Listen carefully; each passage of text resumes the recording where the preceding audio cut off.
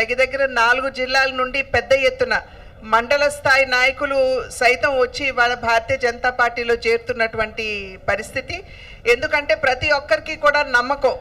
NDA కూటమి ఏదైతే ఉందో అందులోనూ భారతీయ జనతా పార్టీ దేశం ఇవాళ సాధిస్తున్నటువంటి ప్రగతి ఏదైతే ఉందో అది నరేంద్ర మోడీ గారి యొక్క దూరదృష్టి వలన సాధ్యపడుతుందని, అది మాత్రమే కాకుండా ఇవాళ పెద్ద ఒక మంచి అనూహ్యమైనటువంటి విజయాన్ని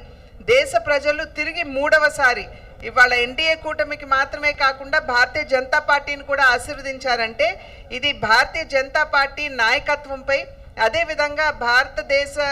అభివృద్ధిని దృష్టిలో పెట్టుకుని భారతదేశ ప్రజల యొక్క సంక్షేమానికి పెద్దపీట వేస్తూ గడిచిన 10 సంవత్సరాల కాలంగా ఏదైతే భారతీయ జనతా పార్టీ దేశానికి దేశ ప్రజలకి అంకితమై సేవ చేస్తూ వస్తున్నారో ఒక రకంగా వారు ఆమోద ముద్ర వేసినట్టు అని చెప్పి మనం అందరం కూడా గమనించాలి.